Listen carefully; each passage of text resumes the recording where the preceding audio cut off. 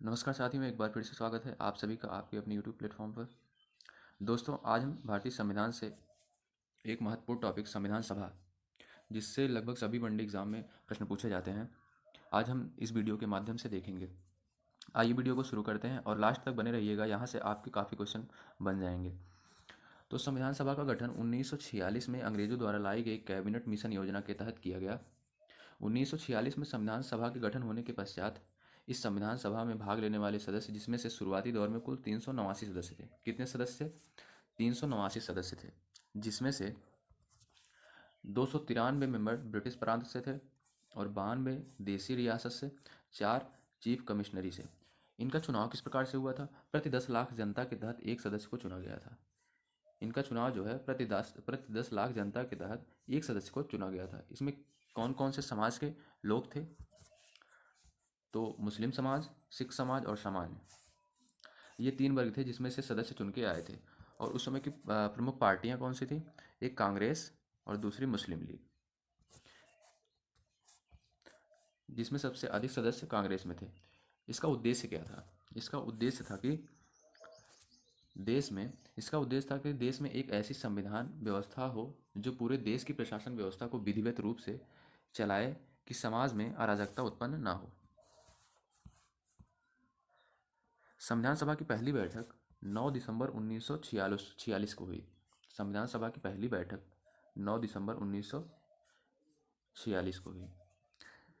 उसके बाद जो संविधान सभा के सबसे बुजुर्ग व्यक्ति थे, डॉक्टर सच्चिदानंद सिन्हा, इनको अस्थायी अध्यक्ष के रूप में चुना गया। ये सदस्य नहीं, अध्यक्ष है दोस्तों। डॉक्टर सच्चिदानंद सिन्हा को जो है सच्चिदानंद सिन्हा को अस्थायी अध्यक्ष के रूप में चुना गया। और पहली बैठक कब हुई? संविधान सभा की पहली बैठक 9 दिसंबर 1946 को हुई और इसके अस्थायी अध्यक्ष कौन थे? सच्चिदानंद सिन्हा।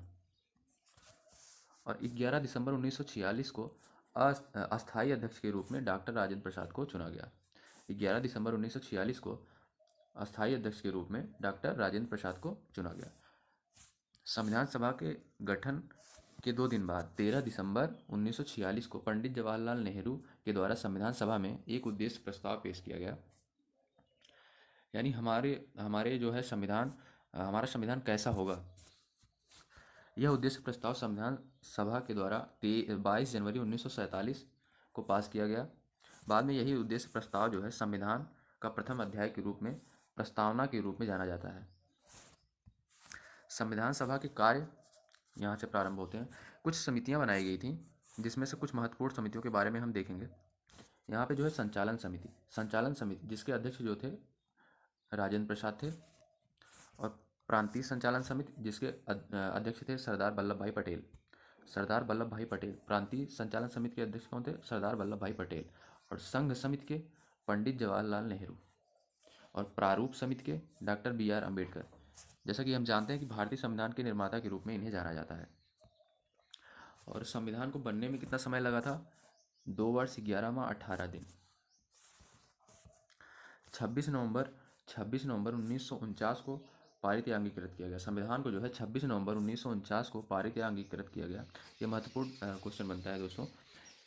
इसी दिन से कुछ अनुच्छेद इसी दिन से लागू कर दिया गया था। 284 सदस्यों ने हस्ताक्षर करके संविधान सभा को पारित किया। 284 सदस्यों ने हस्ताक्षर करके संविधान सभा को पारित किया। उसके बाद 26 जनवरी 1950 को लागू कर दिया गया। 26 जनवरी को क्यों लागू किया गया? क्योंकि 26 जनवरी 1930 को प्रथम भारतीय स्वतंत्रता के रूप में मनाया गया था। और मूल संविधान में 395 अनुच्छेद हैं और 22 भाग और 8 अनुसूचियाँ थी, जिसमें से वर्तमान में अब 12 अनुसूचियाँ हैं। भारत और पाकिस्तान के बंटवारे के बाद इस संविधान सभा में सदस्य कम हो गए, जिसमें से 389 सदस्य थे, ये घटकर जो है 299 हो गए। संविधान सभा के सदस्यों का चुनाव किस पद्धति द्वारा किया गया था? इसका चयन जो है मनोनयन के आधार पर किया गया था। प्रांतीय विधानसभाओं द्वारा उन्हें मनोनीत करके संविधान सभा में लाया गया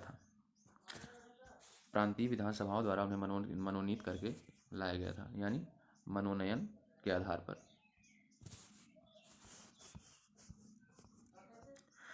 इसमें से BR अम्बेडकर जो थे, ये बंगाल क्षेत्र से आए थे ये बंगाल राज्य का प्रतिनिधित्व करते थे। संविधान सभा में सभी धर्मों, जातियों, स्त्री पुरुषों सभी वर्गों के लोग पहुँचे। दोस्तों आशा करते हैं कि ये वीडियो आपको पसंद आई होगी और यहाँ से संविधान सभा से लगभग जितने भी प्रश्न बन सकते हैं हमने इस वीडियो में लिया था, और आपको जहाँ तक हमें लगता है कि समझ में भी आया होगा बेहतर तरीके से। और आप ऑब्जेक्टिव सॉल्व करिएगा। ऑब्जेक्टिव आप सॉल्व करेंगे तो पाएंगे कि लगभग सभी क्वेश्चन, जितने भी महत्वपूर्ण प्रश्न हैं, आपके संविधान सभा से नहीं छूटेंगे।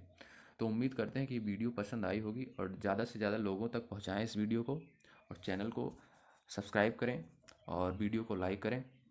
वीडियो को देखने के लिए, अंत तक बने रहने के लिए बहुत बहुत धन्यवाद।